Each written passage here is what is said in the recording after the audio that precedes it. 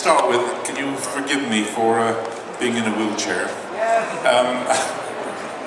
I've had a couple of operations on my knee, and unfortunately it's left me in a terrible state. And I'm on crutches, and I keep falling over. I keep losing my balance. I keep falling over. So I have to be very, very careful about hobbling around. And so I'm taking it easy, and I'm going to do this. Do this talk this afternoon in the wheelchair. So any questions you want to ask me, I'll be only too pleased to try and answer them. But as I said, my apologies for not being up on stage. So because of that reason, is it possible of you guys in the front, please sit down so that everybody can see? Thank you guys.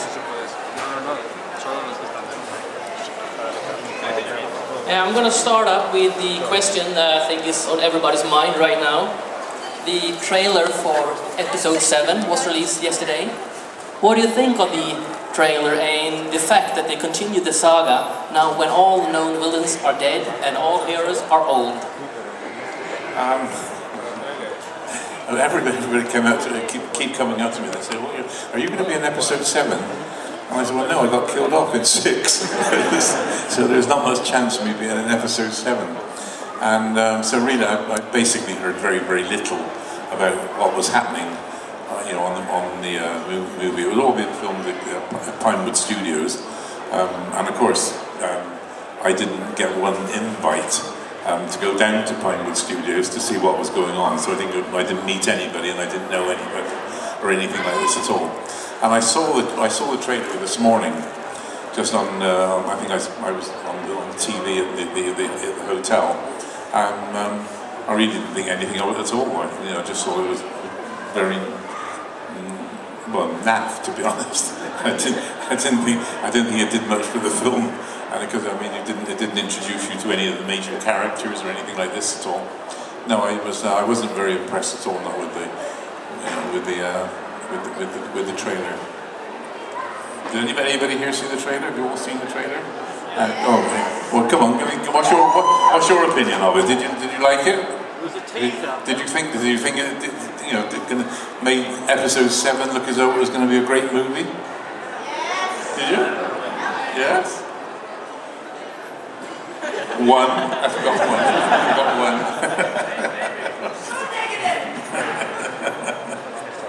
Yeah, go on, carry on. Yeah, as always, if anybody had a question, just raise your hand and I will be there, okay? I understand there were different versions of the Vader costume until they come up with the final one. Did you ever try one of these early rejected versions? No, none whatsoever. I had the same costume through all 3 movies. The only thing they did with me actually was we started Star Wars, and we had I think we had a very, very an opaque lens, and Lucas kept on saying, "I'm terribly sorry, but we didn't want to see anything of you whatsoever." I said, "Oh, thank you very much." A great movie role that I'm going to have, and they said, "No, we don't want to see. We can see your eyes flickering, and when you're delivering your dialogue and things like this in the close-ups, we can see your eyes flickering. We don't want to see anything of you whatsoever." And so they kept on darkening these lenses they had in the mask, and eventually they were so dark I couldn't see where I was going at all. And unless you were really under the very, very bright lights in the studio, I had terrible vision problems. Yeah. Any questions? Otherwise, I'll continue. Okay. Talking about the Vader outfit, I'm curious. In case that you needed to pee, did you need to take it all off, or was it some kind of hatch, or? No, I'm afraid you didn't. You went to pee first thing in the morning, and that was the end of it. you couldn't go again up until you finished filming in the afternoon, or maybe when you broke for lunch you could. But the thing was you had leather trousers which came out to about here, and then braces. And I can't honestly think that there was a fly on the trousers. I don't think there was. And then you had your top piece, your jacket, your main piece which covered your body, came down and zipped underneath your crutch. See, so it was quite difficult. If you wanted to go to the toilet, you virtually had to undress completely before you could do anything. As I said, you had to be very, very careful as to how much you drank during the course of the morning, or in the afternoon as well. So because you weren't going to get to the toilet until 6 o'clock in the evening, as it were. So, but it was quite okay. It was quite managed. Here, I got a question over there. Yes, Dave. You recently returned as the Green Code Crossman. Could you... Thank you. Yes. It made the news over here, did it? Yes, for us fans it did. Yeah. Certainly. Could you tell us about the return to such an iconic commercial character? Yeah, well, the Green Cross Code, I don't know whether you know or not, but I was the figurehead of the British government's Child Pedestrian Road Safety Campaign, which ran from 1976 through to 90. It was like 14 years of going around the schools and giving talks to children in the schools all about road safety. And it was a fantastic campaign because in the period that we were working on the campaign, we actually reduced the road accident figures in Great Britain to children by over half. And in the year 2000, I actually got awarded the MBE from the Queen. I had to go to Buckingham Palace and receive this medal from the Queen for my services to road safety and charity. Thank you. Thank you. So, which was obviously a great honour, which I thoroughly enjoyed. And now what's happened is that all these years later, so it's 15 years later, or it's 15 years later, an insurance company got in touch with me and said, look, we would love to relaunch the Green Cross Code campaign, but this time we want to aim it at adults, not children, nothing to do with children. And so I said, well, what do you mean? What are you actually trying to get at? And they said, well, the problem these days with adults is that nearly all the adults you know have all got iPhones, and they got earphones as well. I said, and they walk along the street looking at their iPads and their phones, and they haven't got a clue what's going on around them. And they're walking out into the middle of the road, and bang! Next thing you know, they got no idea as to the traffic situation. And so we made I think 2 or 3 commercials about the problems of crossing the roads and things like this. And we had all sorts of people working with us. We had a guy walking along the road pushing a pram with one hand and a telephone in the other hand, and walking between 2 parked cars. It was some of the terrible things that they were trying to get over to the public. But they've it's come out and it's been a huge success, and it's gotten me fantastic publicity. I mean, I think I've made every national newspaper in Great Britain in the last week. And so it all just happened just before we came over. Yeah, it's been. I'm obviously looking forward to a very, very successful campaign. Yeah. So which one do you prefer being recognized as? The hero or the villain? Well, I think Darth Vader was Darth Vader, as you're all probably aware.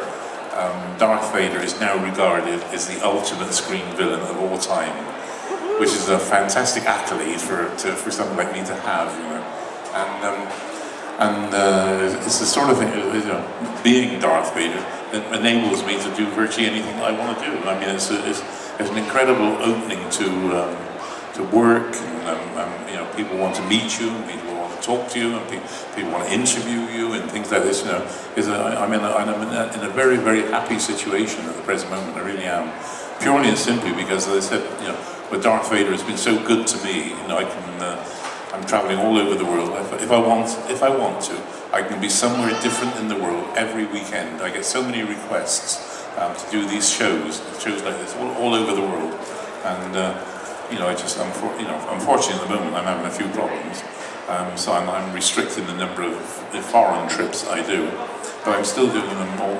As I said, back in the UK, almost on a weekend basis. It's really, really amazing, and this. And the reception that you get everywhere is fantastic as well. Good. I'm just curious, what was your first reaction when you read the manuscript for Star Wars in the 70s? When I saw the script for Star Wars, To be perfectly honest, I mean, I read the script and sort of realised that Vader was the villain of the film, but I really didn't take an awful lot of notice of it, and it was just to me it was just another job at the time. I went to the studios, and the sets were very, very interesting, and the people, it was nice to be in a sort of a space movie, as it were, because it was all slightly different to the normal type movies that you were working on. But people used to say to me, they said, "What's this film you're working on?" And I said, "What's a right old load of rubbish?" And little did I know. No, but I really didn't think we were doing anything really out of the ordinary, to be honest. I mean, we had a situation where, Harrison and Mark and Carrie and things like this, they all seem to sort of keep very much to themselves. And then, the English side of the cast, were a bit into themselves a little bit. I won't say whom, but I got on very well with Kenny, but not at all. I hardly saw anything of C-3PO. I didn't see much of him at all. I know it was an interesting film to work on, but nobody. I don't really think anybody on the movie thought that Star Wars was going to do anything. Was going to be anything out of the ordinary. Little did we know. Is it true that you actually was offered the part as Chewbacca as well as Darth Vader? I was offered Chewbacca. Yeah, I was offered Chewbacca first. They said, would you be interested in playing? We got one of two parts that we'd like to offer you. And I said, what are the two parts? He said, well, the first character is a character called Chewbacca. And I said, what's that? He said, well, it's like a hairy gorilla that goes through the film on the side of the goodies. And all I could think of was 3 months in the gorilla skin.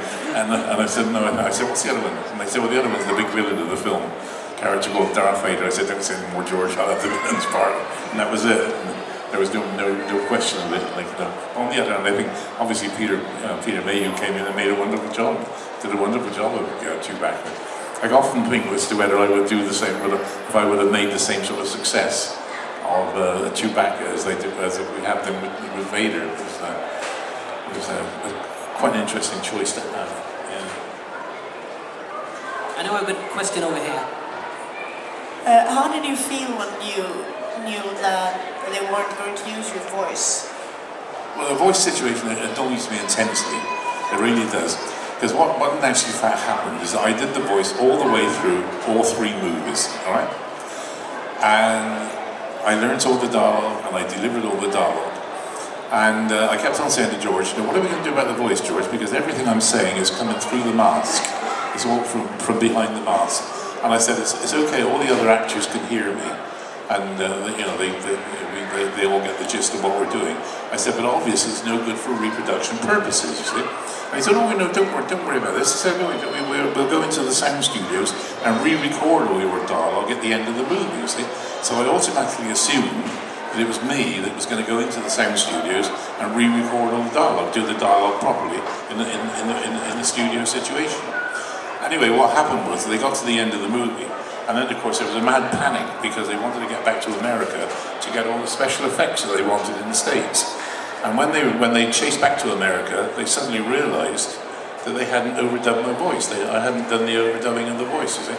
And then of course it was too expensive to fly me all the way over to America to overdub Darth Vader's lines, which could have been done in sort of half an hour, as it were. And so instead of asking me to do it, they got James Earl Jones in to do it. I think James Earl Jones did a wonderful job. And I've met him a couple of times, and he's a wonderful, wonderful guy. I like him very much. But I hate what's happened is that everybody thinks that they didn't use my voice because they didn't like my West Country accent or my English accent or whatever you like to call it. I'm actually from the West Country of England, a place called Bristol. And in the West Country of England, people tend to overpronounce things like ers and rs and things like this, you see. And I think they all thought I was going to go, "Oh, my dear, we like to say we're now," you know. And I said, no, I don't talk like that. That's not the way I talk. I like to think I'm fairly educated, a Bristolian. I had a grammar school education and things like this. And I don't go around saying, "War, my dear, I'm going to eat." No, but it really pisses me off, to be honest, it pisses me off. As I said, that everybody seems to think that James Earl Jones did it because they didn't like my voice. There was really nothing to do. He hadn't had the opportunity of doing the voice properly. Just a side note about that, because I saw a video clip that they spread from the behind the scenes, and they really say that it was partly because of the accent. So it's rude of them, I think, to say that when you explain this now. But another thing, did you make any... you mentioned Kenny, that you made a friendship with Kenny during the production. Did you... I mentioned what? That you made friends with Kenny during the production? Kenny, yeah. Did you have any other friendships that you... Well, Kenny, yeah. No, not really. I mean, it's, you met various people on the set, but there was no sort of after film friendships. I kept in touch with Kenny over the years. We've seen each other at conventions all around the world. You very rarely. I mean, Peter Mayhew was another English actor who used to live fairly close to where I live. What happened was he got himself tied up with a young lady and got married and went to live in America. So that was the end of sort of the association that I had with Peter Mayhew, which was really the only other person that I had in the association with in the movie. So it was only Kenny and Peter would have been the only two people that I did. Yeah. With the guy, I mean, Carrie Fisher, Carrie, Mark and Harrison, they used to keep very much to themselves. I've met Carrie a few times since. In fact, years ago, I was doing a stint at the London Palladium. I was playing a muscle man in a production at the London Palladium, and Carrie was in the set. I think it was a Debbie Reynolds show or something like this. Her mother was there as was the main character in the show. And but Carrie used to come on the very last scene, event within this program, and she used to come on and sing one song, you see. And I always remember we always used to stand in the wings, waiting for Carrie to sing her song, and waiting for her to finish her song. So it was the very last thing in the show, and we were all waiting for Carrie she had a very high note to hit at the end of the song, and sort of 9 times out of 10 she never hit the note. We'd all stand on the side laughing our heads off, the struggle that she was trying to get to this high note. And I've seen Carrie quite a few times, since then, and I've seen her at different conventions and so on. She's always good, good friends when I see her. Were there a big difference to make the episode 5 and 6 when the first one was such a big success, and now you had a different director? Was the production different? No, I don't think so. I think it was just, we were riding on a crest of a wave. Star Wars came out, it was such a huge success, and then Empire Strikes Back came along. We had Irving Kershner directing, and he was a very interesting director to work with. I got on very, very well with them. I think Empire was a really good movie, and then of course we did Jedi after that. And, that was with Richard Marquand. I didn't have much of an association with Richard Marquand, but it still turned out to be quite a good movie. So it's but it wasn't. I think the first one everybody got quite pally with each other. Although the Americans tended to keep themselves to themselves, in the main it was the cast was primarily English, and they all used to keep together, and then you used to have Harrison, Mark, and Billy D. Williams. They kept themselves to themselves. And, but it just went on all the way through the 3 movies, like that. I know since Star Wars was such a big success, I know that when filming Return of the Jedi, you went under the name Blue Harvest. Just so people wouldn't know there was a new Star Wars film that was made. But when filming Return of the Empire, Did you have any code name for that as well? No, I didn't know anything. No, don't know anything about that at all. There was no name for that? No. Did you like the remakes of the movie, the first movies? And did you get pissed off that it took away you in the end? It was fine. She wondered whether you liked the remakes of the first movies, and if you were upset when you were replaced in the end. I don't know anything about the remakes. What do you mean by the remakes?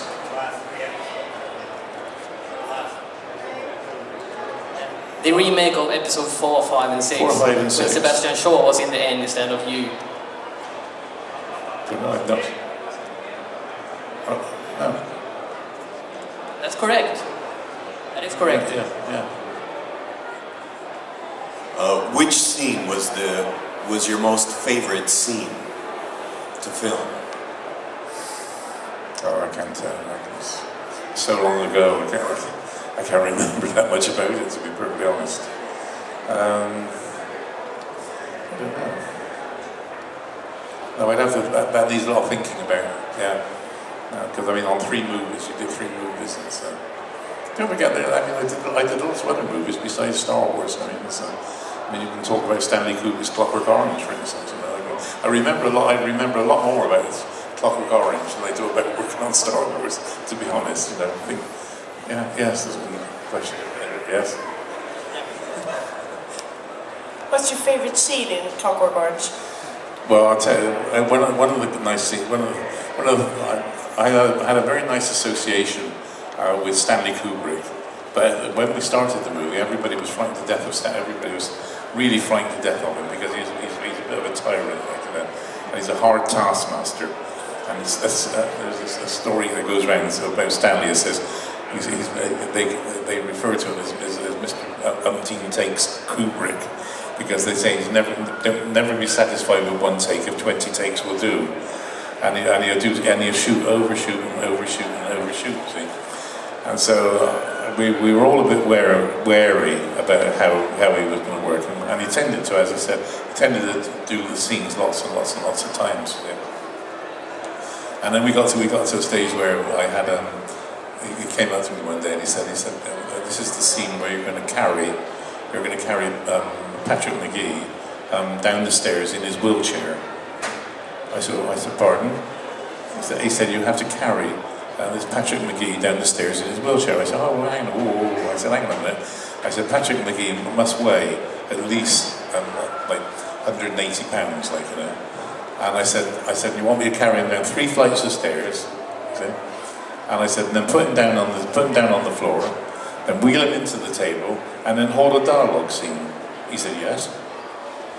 I said, well, hang on a minute. I said, your name's not 1 Take Kubrick, is it? And everybody went, oh my God, he's called him 1 Take Kubrick, like, you know.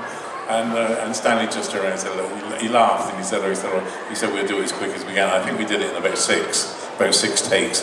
But what I had to do, I had to take a wheelchair and then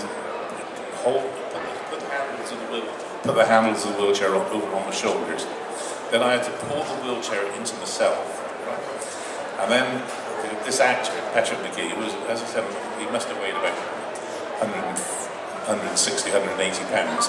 He would get up on a chair and then sit in the wheelchair facing away from me, and I'm holding the wheelchair, it's already onto my shoulders, and I'm holding the wheelchair into myself tight, and now I got to walk down 3 flights of stairs, you see. And I get to the bottom of the stairs, lower him down onto the floor, wheel him into the table, and then sit at the table, and then there's a dialogue scene, you see. And I'm sat at the table, and by the time I've done all this, I sit at the table down and go, I'm trying to disguise the fact I'm out of breath and absolutely shattered.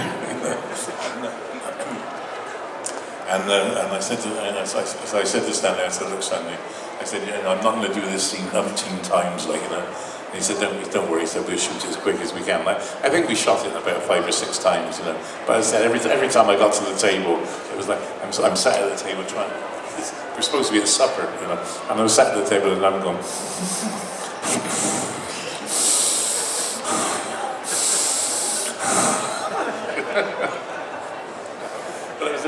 great. I love, and Stanley, I got on very well with Stanley Kubrick, and we finished the movie, and I had an open invite to go to Stanley's house anytime I was up in the L Street area, where I was working at the studios and things like this, all go and pay him a visit and see him. And he was lovely to work with. I loved him. He was a really nice guy.